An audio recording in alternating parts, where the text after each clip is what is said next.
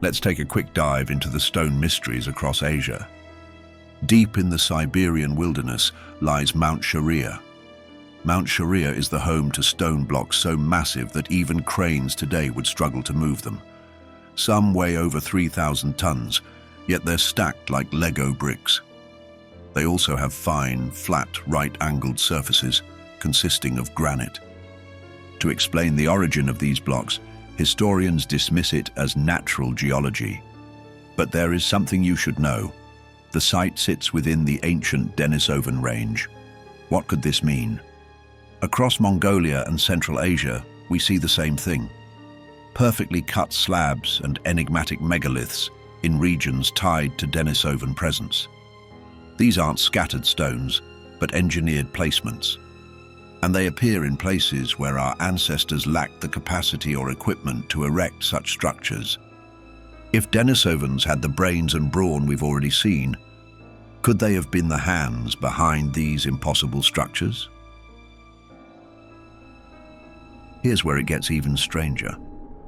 Many of these megalithic sites aren't random piles of rock. They are also astronomically aligned. At Gornaya Shoria, certain walls face cardinal points with uncanny accuracy. In Mongolia, megalithic standing stones align with solstice sunrise and sunset. That's cosmic geometry carved into stone. Think about it. We're told Denisovans were cave dwellers with basic tools. Yet someone in their territory was measuring the skies and encoding their findings in architecture. This is a skill that requires math, observation, and generational knowledge. It's the same precision we see in Stonehenge, the Great Pyramid, and the Mayan calendar. So who taught whom? Did later civilizations invent these alignments on their own? Or were they following a blueprint left behind by Denisovans? If these so-called primitives knew the sky well enough to encode it in stone, then history has sold us a very small piece of a much larger puzzle. Don't you agree?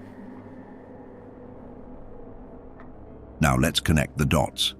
What if Denisovans weren't just isolated mountain dwellers, but the original master builders? Imagine them as the engineers whose knowledge flowed outward, influencing Egyptian pyramid design, Incan stonework, and Mayan astronomy in the process. It sounds outrageous until you realize the similarities. Giant, impossible stones cut with precision, structures aligned to the stars, cultural tales of sky gods and giant teachers who came before. The fingerprints are littered everywhere. Maybe that's why megaliths appear suddenly in the archaeological record, without any trial and error phase. One day, humanity discovers stone engineering at an advanced level, as if someone handed them the blueprint. And maybe the Denisovans did hand them. Picture this: a group of Denisovans working together on a massive stone project thousands of years ago. No written language or shouting across the quarry, yet the work moves with smooth coordination, as if they're following the same invisible script. How could this have happened? Some researchers propose that perhaps they used telepathic communication. It sounds unbelievable, but consider this. Denisovan brains were 20% bigger than ours, with genetic hints of unique neural wiring. Scientists can't say exactly what that meant, but it could have allowed forms of information processing we don't fully grasp today. This reshapes how we picture them. Maybe Denisovans didn't rely on long written records or alphabets. Perhaps their advanced memory and cognition allowed a kind of direct transmission of knowledge, not telepathy in the sci-fi sense, but a level of human connection and shared understanding that feels almost wireless compared to us. But this is the ultimate twist. If this super DNA was passed down through the ages, it supposedly lies in bits amongst us today. But we are yet to see the capabilities fully exercised. So what happened? Did we lose those abilities through evolution? Or were they taken from us in the chaos of survival?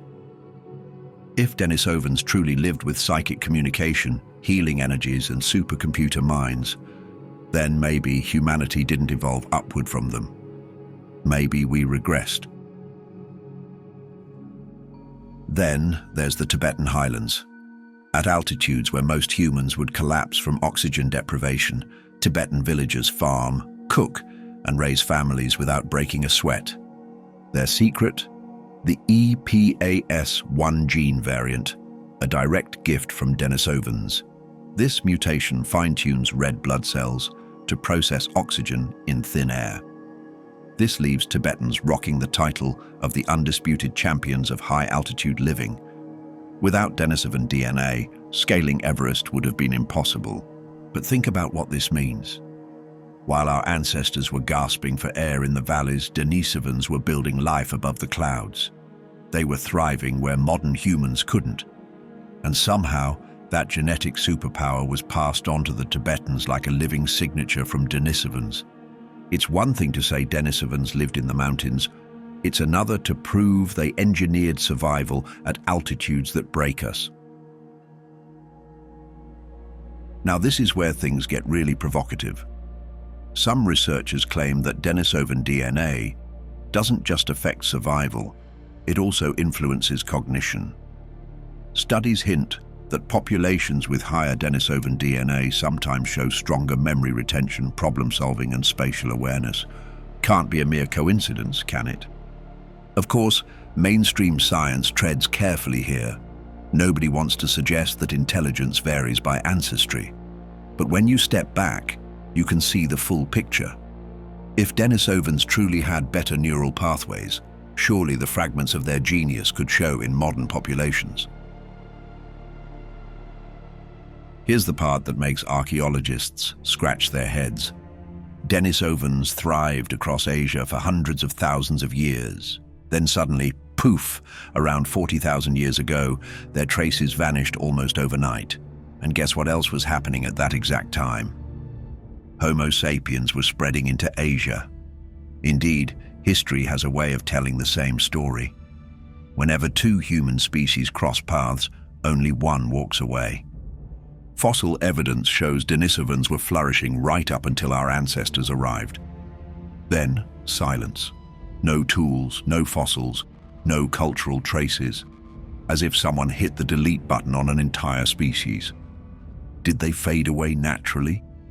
Or did we play a direct role in erasing them? If Denisovans truly had brains, brawn, and technology that surpassed ours, then the idea that they simply died out feels convenient. Too convenient. Genetics already tells us something shocking. Denisovans didn't just disappear, they interbred with us. Modern populations in Asia and Oceania carry their DNA, which means our ancestors didn't just meet them as acquaintances. Instead, they shared as much as they could: fire, food, and families. But what happens when neighbors aren't equal? Trouble looms. Imagine two species vying for the same territory. One stronger, smarter, and better adapted. The other is numerous, more aggressive, and armed with a talent for war. That's a perfect recipe for conflict. Some researchers suggest Homo sapiens may have outcompeted Denisovans. Through the use of violence, resources, or sheer numbers, they might have won. But others whisper about something darker, a prehistoric genocide. If Denisovans were a super civilization, maybe our ancestors didn't defeat them with brains. What if their weapon of warfare was ice-cold brutality? And what better way to erase a rival than to wipe their story from history? But what if the Denisovans weren't defeated at all? This is another theory about the Denisovan disappearance.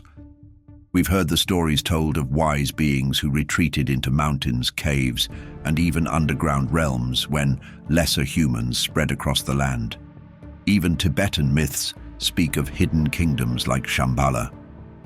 Also, Mongolian tales describe ancestors disappearing into caverns, promising to return when the world is ready. What if the Denisovans saw the writing on the wall? What if they saw humanity's chaos and chose to withdraw rather than fight? Around 12,800 years ago, the Earth hit a wall.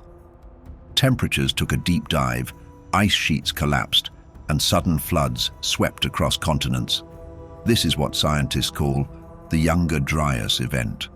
Mainstream archaeology frames it as a natural climate swing, but for alternative historians, it's the smoking gun.